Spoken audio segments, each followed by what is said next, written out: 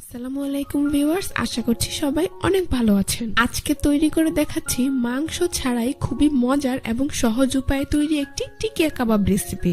সাধারণত আমরা মাংস কিংবা মাছ দিয়েই এই টিকিয়া কাবাব তৈরি করে থাকি এবং তা তৈরি করতে অনেক বেশি ঝামেলা পোহাতে হয় আমাদের। কিন্তু আজকে আমি মাংস ছাড়াই শুধুমাত্র মসুর ডাল দিয়ে খুবই মজাদার একটি টিকিয়া কাবাব রেসিপি আপনাদের সাথে শেয়ার করছি। তো এবার চলুন রেসিপিটি দেখে নিচ্ছি। এই রেসিপিটি তৈরি করার জন্য প্রথমে এখানে আমি হাফ কাপ পরিমাণ মসুর ডাল নিয়ে নিচ্ছি। আপনারা চাইলে এর পরিমাণ বাড়িয়েও নিতে পারবেন। তারপর এর মধ্যে আমি পরিমাণ মতো পানি দিয়ে দিচ্ছি। 2-3 বার পানি চেঞ্জ করে মসুর ডালটাকে খুব ভালো করে ধুয়ে নিচ্ছি। তো দেখতেই পাচ্ছেন মসুরের ডাল আমি খুব ভালো করে ধুয়ে পানি ঝরিয়ে নিয়েছি।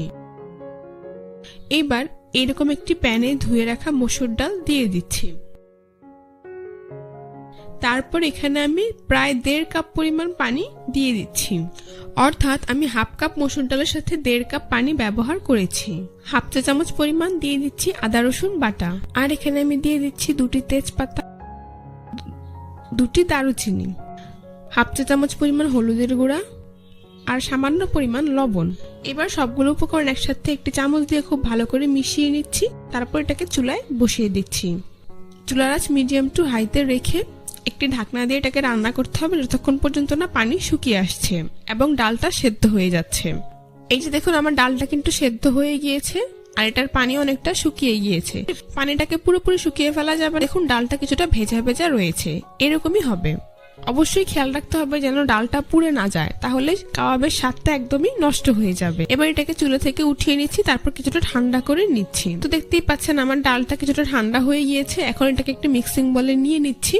তারপর এর মধ্যে থাকা তেজপাতা দারুচিনি এখান থেকে উঠিয়ে নিচ্ছি। এইবার আমি এর মধ্যে দিয়ে দিচ্ছি হাফ চা চামচ পরিমাণ আদা রসুন বাটা, দিয়ে দিচ্ছি হাফ চা চামচ পরিমাণ ভাজা জিরার গুঁড়ো, ধনিয়ার গুঁড়ো দিয়ে দিচ্ছি হাফ চা চামচ পরিমাণ, গরম মশলার গুঁড়ো হাফ চা চামচ পরিমাণ, লাল মরিচের গুঁড়া হাফ চা চামচ পরিমাণ, আর 1/4 চা চামচ পরিমাণ দিয়ে দিচ্ছি সাদা গোলমরিচের গুঁড়া, সয়া সস 1 চা চামচ পরিমাণ। তারপর এখানে আমি দিয়ে দিচ্ছি পেঁয়াজ কুচি 1 কাপ পরিমাণ, পুদিনা পাতা কুচি দিয়ে দিচ্ছি 1 টেবিল চামচ পরিমাণ। আপনারা চাইলে এর পরিবর্তে ধনিয়া পাতা কুচিও দিতে পারবেন। কাঁচামরিচ কুচি 3 থেকে 4টি, আর 1 টেবিল চামচ পরিমাণ টমেটো সস। তারপর 1 চা চামচ পরিমাণ দিয়ে দিচ্ছি রান্নার রেগুলার তেল। আপনারা চাইলে এখানে ঘিও ব্যবহার করতে পারবেন।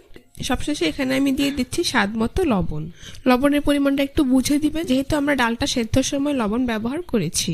এবার সবগুলো উপকরণ একসাথে খুব ভালো করে মিশিয়ে নিচ্ছি।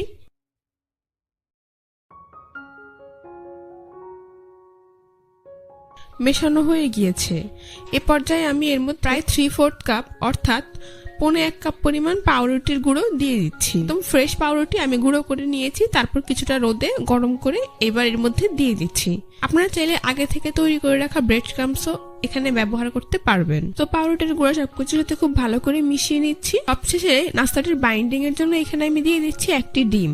ডিমটাকেও সবকিছুর সাথে খুব ভালো করে মিশিয়ে নিচ্ছি। তো দেখতেই পাচ্ছেন মেশানো কিন্তু হয়ে গিয়েছে আর একটি আঠালো মিশ্রণও তৈরি হয়ে গিয়েছে। এটা দেওয়ার পর এটাকে রেখে দেওয়া যাবে না, সাথে সাথে নাস্তা তৈরি করে ভেজে নিতে হবে। তো হাতে সামান্য পরিমাণ তেল মেখে নিয়ে আমি এখান থেকে পরিমাণ মতো মিশ্রণ নিয়ে নিচ্ছি। তারপর আলতো হাতে এভাবে গোল করে তারপর কাবাবের শেপ দিয়ে নাস্তাগুলোকে তৈরি করে নিচ্ছি। এবার সরাসরি এগুলোকে ভাজতে চলে যাচ্ছি। এই নাস্তাগুলো তৈরি করে রাখা যাবে না, একটা করে তৈরি করে সাথে সাথে তেলে দিয়ে দিতে হবে। চুলে একটি প্যানে পরিমাণ মতো তেল দিয়ে দিয়েছি এবং তা মিডিয়াম হিটে গরম করে নিয়েছি। নাস্তাগুলোকে একে একে তৈরি করে গরম তেলে দিয়ে দিচ্ছি। নাস্তাগুলো দেওয়ার পর অবশ্যই চুলার আঁচ মিডিয়ামে রাখতে হবে এবং প্রথমে যে নাস্তাগুলো দিয়েছি সেগুলো কিছুক্ষণ পর উল্টে দিতে হবে, তা না হলে সেগুলো পুড়ে যেতে পারে। ঠান্ডা তেলে এই নাস্তাগুলোকে ভাজা যাবে না, তা না হলে এগুলো খুলে যেতে পারে। তো কিছুক্ষণ পর পর আমি উল্টে পাল্টে নাস্তাগুলোকে ভেজে নিচ্ছি। দেখতেই পাচ্ছেন আমার নাস্তাগুলো কিন্তু ভাজা হয়ে গিয়েছে, খুব সুন্দর কালার চলে এসেছে। এখন আমি এগুলোকে একটি ছাঁকনি দিয়ে তেল থেকে তুলে তারপর একটি নাস্তার প্লেটে নিয়ে নিচ্ছি।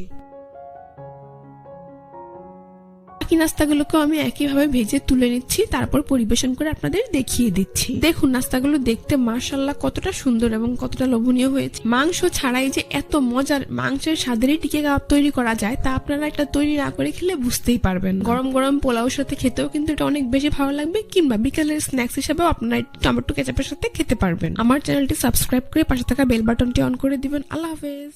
আজকের আয়োজনে আপনাদের জন্য থাকছে খুবই সহজভাবে ভীষণ মজাদার একদমই ইউনিক একটি ডিম আলুর চপ রেসিপি। এই রেসিপিটি তৈরি করা খুবই সহজ আর আমি একদমই সহজ উপায়ে ঘরে থাকা উপকরণে তৈরি করে দেখিয়েছি। রমজানে প্রতিদিন একই ইফতারি তৈরি না করে একদমই ভিন্ন উপায়ে আজকের এই ডিম আলুর রেসিপিটা তৈরি করে দেখতে পারেন। আশা করছি পরিবারের বড় থেকে ছোট সকলে খুবই পছন্দ হবে। তো আর কথা বাড়াচ্ছি না, চলুন সহজে রেসিপিটি দেখে নিচ্ছি।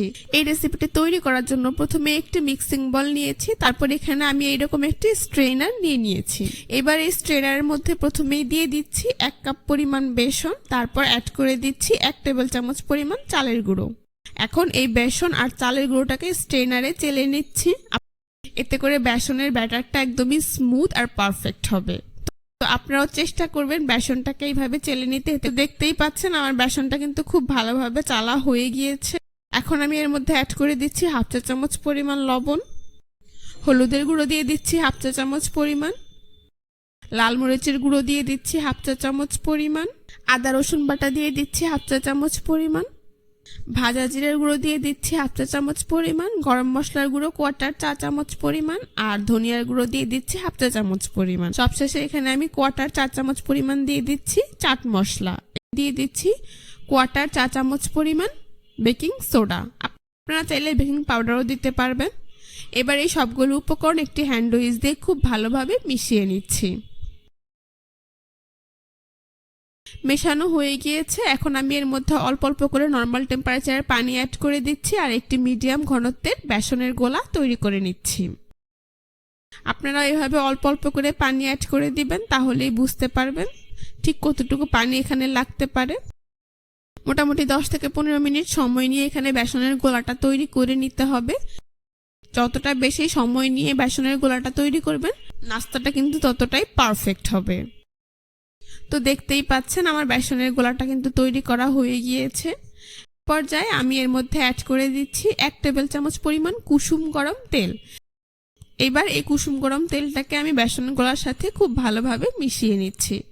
এই কুসুম গরম তেলটা দেওয়ার কারণে নাস্তাটা অনেকটাই ফুলকো হবে আর দীর্ঘ সময় পর্যন্ত মুচমুচে থাকবে। তো দেখতেই পাচ্ছেন আমার বেসনের গোলাটা কিন্তু পারফেক্টলি রেডি। আপনাদেরকে ঘনত্বটা একটু দেখিয়ে দিচ্ছি। আশা করি আপনারা দেখেই বুঝতে পারছেন এর ঘনত্বটা ঠিক কেমন হয়েছে। এখন এটাকে আমি একটি ঢাকনা দিয়ে ঢেকে 10 থেকে 15 মিনিটের জন্য রেস্টে রেখে দেব। তারপর অন্য একটি মিক্সিং বলে আমি বড় সাইজের 2টি আলু এইভাবে কেটে খোসা ছাড়িয়ে সেদ্ধ করে নিয়েছি। আলুগুলোকে খুব বেশি সময় নিয়ে সেদ্ধ করা যাবে না, মোটামুটি 70 থেকে 80% মতো সেদ্ধ করে নিলেই চলবে। এবার একটি গ্রেটার দিয়ে আলুগুলোকে গ্রেট করে নিচ্ছি। আপনারা চাইলে কাঁটা চামচ দিয়ে কিংবা হাত দিয়েও আলুগুলোকে ম্যাশ করে নিতে পারবেন। খেয়াল রাখতে হবে যেন কোনো প্রকার আলুর দলা এর মধ্যে না থাকে। তো দেখতেই পাচ্ছেন আমার সবটুকু আলুই কিন্তু খুব ভালোভাবে গ্রেট করা হয়ে গিয়েছে। এখন আমি এর মধ্যে অ্যাড করে দিচ্ছি 1/2 কাপ পরিমাণ পেঁয়াজের বেরেস্তা, ধনিয়া পাতা কুচি দিয়ে দিচ্ছি 1 টেবিল চামচ পরিমাণ, চিলি ফ্লেক্স দিয়ে দিচ্ছি 1 চা চামচ পরিমাণ, লবণ দিয়ে দিচ্ছি 1/2 চা চামচ পরিমাণ, চাট মশলা দিয়ে দিচ্ছি 1/2 চা চামচ পরিমাণ, ধনিয়ার গুঁড়ো দিয়ে দিচ্ছি 1/4 চা চামচ পরিমাণ, গরম মশলার গুঁড়ো 1/4 চা চামচ পরিমাণ। এখানে আমি কালো গোলমরিচের গুঁড়ো দিয়ে দিচ্ছি 1/4 চা চামচ পরিমাণ। এই নাস্তাটা একটু ঝাল ঝাল খেতেই ভালো লাগে, তবে ঝালের পরিমাণটা আপনারা আপনাদের পছন্দ অনুযায়ী দিতে পারবেন। এইবার এই সবগুলো উপকরণ একসাথে খুব ভালোভাবে মিশিয়ে নিচ্ছি। আপনারা চাইলে এখানে পেঁয়াজের বেরেস্তার বদলে কাঁচা পেঁয়াজও দিতে পারবেন, তবে পেঁয়াজের বেরেস্তা দিলে নাস্তাটা খেতে কিন্তু অনেক বেশি মজার হবে। তো দেখতেই পাচ্ছেন আমার সবগুলো উপকরণ খুব ভালোভাবে মেশানো হয়ে গিয়েছে। এখন এটাকে আমি এক সাইডে রেখে দিচ্ছি। তারপর এখানে আমি নিয়ে নিচ্ছি 3টি সেদ্ধ ডিম।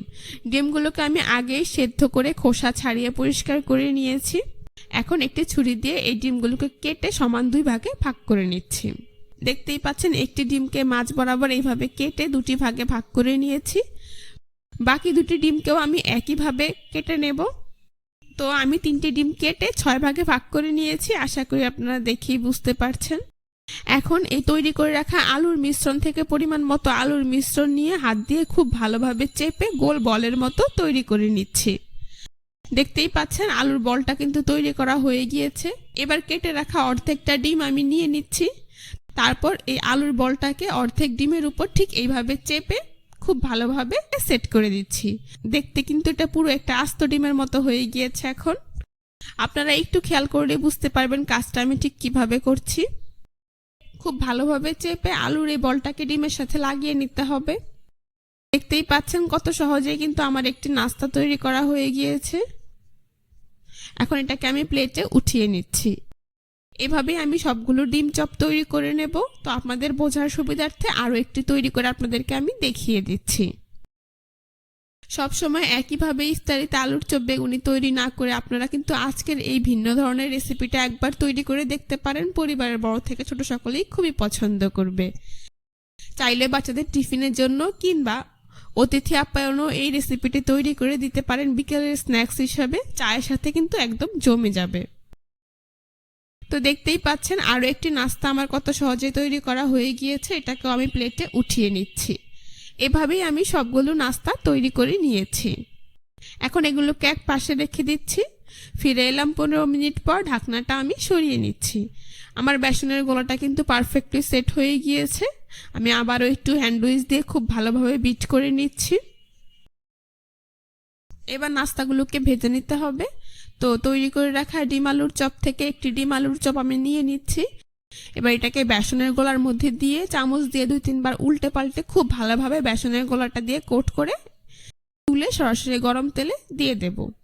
তো সেই জন্য চুলায় আমি আগে থেকে একটি কড়াইয়ে পরিমাণ মতো তেল দিয়ে তা মিডিয়াম হিটে গরম করে নিয়েছি। এখন বেসনে কোট করা ডিম আলুর চপ সরাসরি আমি এই গরম তেলে দিয়ে দিচ্ছি। আপনারা চাইলে কিন্তু হাত দিয়েও একইভাবে ডিম আলুর চপটাকে খুব ভালোভাবে কোট করে দিতে পারবেন। তো সবগুলো ডিম আলুর চপে আমি একইভাবে বেসনের গোলা দিয়ে কোট করে সরাসরি গরম তেলে দিয়ে দিচ্ছি। এক পাশ ভাজা হয়ে গেলে এগুলোকে আমি উল্টে দিচ্ছি। চুলার আঁচ মিডিয়ামে রেখে এইভাবে কিছুক্ষণ পরপর উল্টে পাল্টে এগুলোকে গোল্ডেন ব্রাউন কালার এবং মুচমুচে করে ভেজে নিতে হবে। দেখতেই পাচ্ছেন আমার নাস্তাগুলো কিন্তু ভাজা হয়ে গিয়েছে, খুব সুন্দর কালার চলে এসেছে। এখন একটি ছাঁকনি দিয়ে এগুলোকে তেল থেকে তুলে খুব ভালোভাবে তেল ঝরিয়ে একটি প্লেটে কিচেন টিস্যুর উপর উঠিয়ে নিচ্ছি। এতে করে অতিরিক্ত তেলগুলো কিচেন টিস্যুতে অ্যাবজর্ব হয়ে যাবে। তো বাকি নাস্তাগুলোকেও একইভাবে তেল ঝরিয়ে কিচেন টিস্যুর উপর উঠিয়ে নিচ্ছি। এভাবে আমি সবগুলো নাস্তা ভেজে নিয়েছি। তারপর পরিবেশন করে আপনাদের দেখিয়ে দিচ্ছি। দেখতেই পাচ্ছেন এই ডিম আলুর চপগুলো দেখতে মাশাআল্লাহ কতটা সুন্দর হয়েছে। এটা খেতেও কিন্তু হয়েছে অসাধারণ। বাচ্চাদের টিফিনের জন্য বিকেলের স্ন্যাক্স হিসাবে কিংবা রমজানের ইফতার আয়োজনে ঝটপট কোনো রকম ঝামেলা ছাড়াই ভিন্নধর্মী এই ডিম আলুর চপটা আপনারা একবার তৈরি করে দিতে পারেন। আশা করছি সকলের খুবই ভালো লাগবে। আশা করছি আজকের রেসিপিটা আপনাদের সবার কাছে ভীষণ ভালো লেগেছে। রেসিপিটি ভালো লেগে থাকলে অবশ্যই আমার চ্যানেলটি সাবস্ক্রাইব করবেন, পাশে থাকা বেল বাটনটি অন করে দিবেন। আজ এ পর্যন্তই। সবাই ভালো থাকবেন, সুস্থ থাকবেন। আল্লাহ হাফেজ।